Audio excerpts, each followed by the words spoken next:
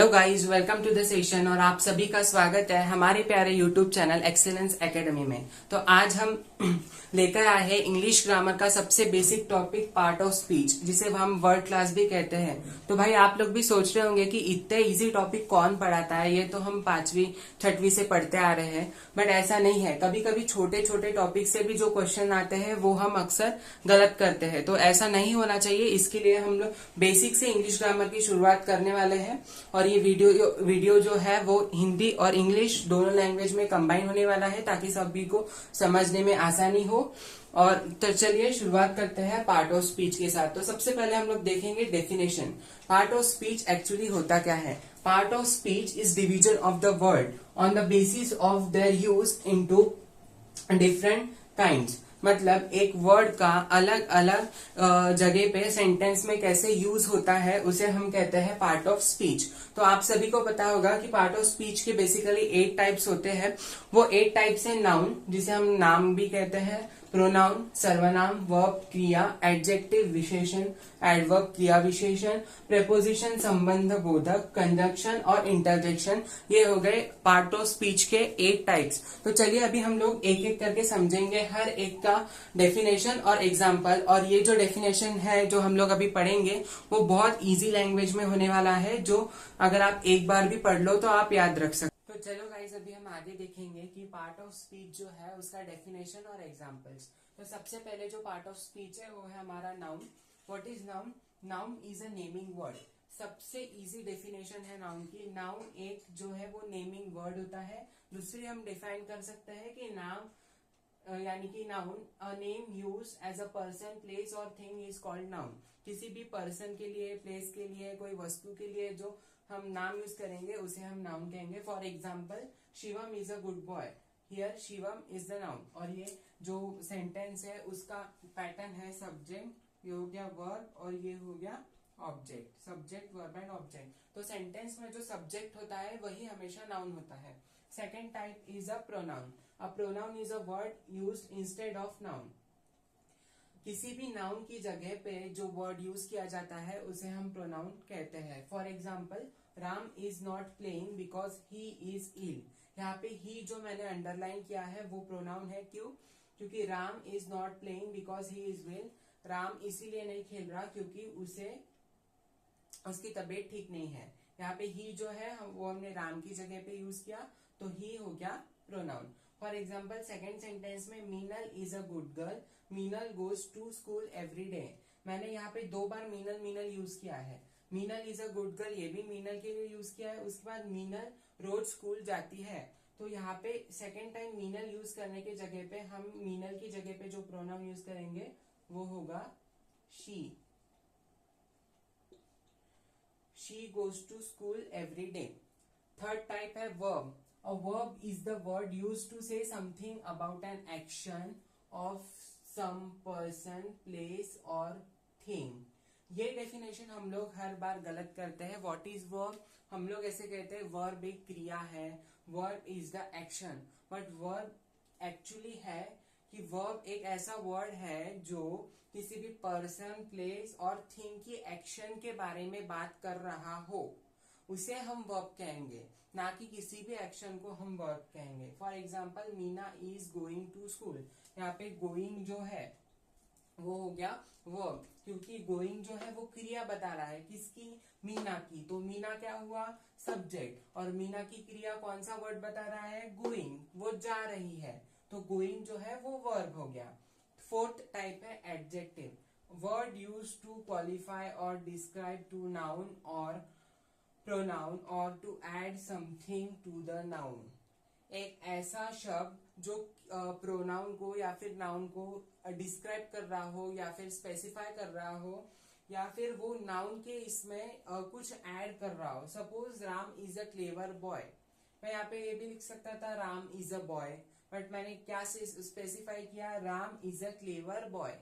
राम एक clever boy है। तो यहाँ पे क्लेवर जो है वो राम की क्वालिटी बता रहा है कि वो क्लेवर है। तो क्लेवर जो है वो एडजेक्टिव हो गया।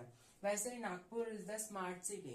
नागपुर इज सिटी, बट मैंने क्या डिस्क्राइब किया? नागपुर एक स्मार्ट सिटी है। तो स्मार्ट जो हो गया वो हो गया एडजेक्टिव। तो ये है हमारे 4 टाइप्स के part of speech. Next 4 times भी हम लोग देखेंगे, तो एक स्क्रीनशॉट ले लीजिए आप, मैं साइड में हो जाता हूँ।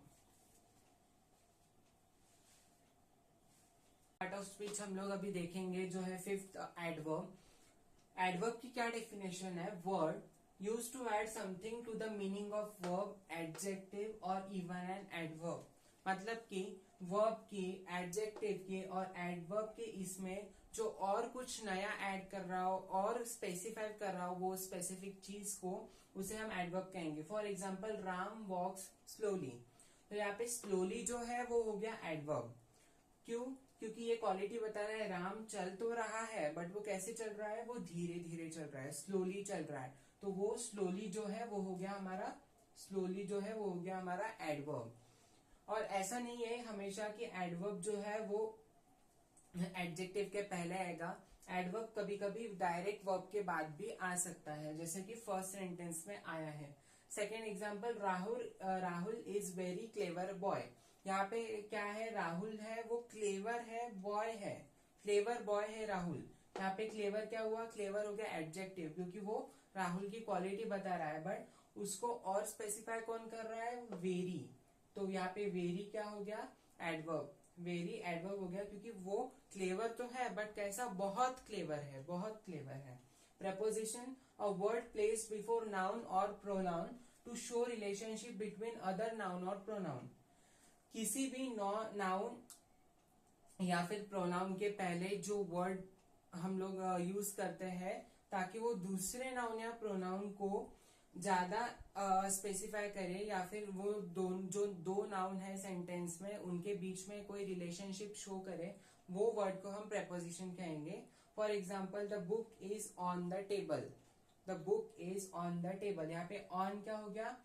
प्रेपोजिशन हो गया। जैसे अंडर है, बिलो है, अप है, डाउन है, ये सब जो वर्ड्स है वो हम एज अ प्रेपोजिशन यूज करते हैं। जैसे the book is on the table, the chair is under the table, ऐसा। 7th है conjunction. What is conjunction? A word use to join two words, two sentences, two clauses etcetera. कोई दो words को, दो sentences को, दो clause को, दो फ्रेज को जो वर्ड ज्वाइन करता है उसे हम कंजक्शन कहते हैं। For example, Riya miss the class because she was late. यहाँ पे बिकॉज जो है वो ये दो सेंटेंस जो है, रिया मिस द क्लास ये पहला सेंटेंस हो गया, और दूसरा जो सेंटेंस है वो है शी वॉज लेट। ये दो सेंटेंसेस को जो वर्ड ज्वाइन कर रहा है वो है बिकॉज। तो बिकॉज क्या हो गया यहाँ पे? कंजक्शन। उसके बाद आता है interjection. Word which expresses sudden और स्ट्रॉन्ग फीलिंग या फिर स्ट्रॉन्ग इमोशन।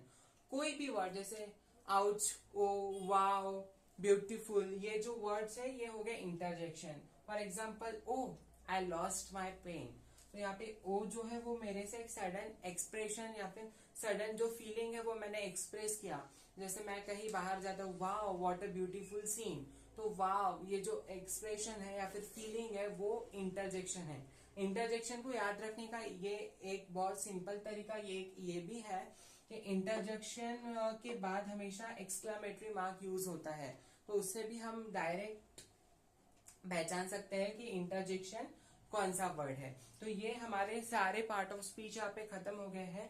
नेक्स्ट वीडियो में हम लोग देखेंगे कि जो स्पेसिफिक पार्ट ऑफ स्पीच है उसके भी कहीं बहुत सारे टाइप्स है। जैसे कि नाउन को भी हम लोग 5 टाइप में क्लासिफाई करते हैं, proper noun, common noun, material noun, abstract noun etcetera.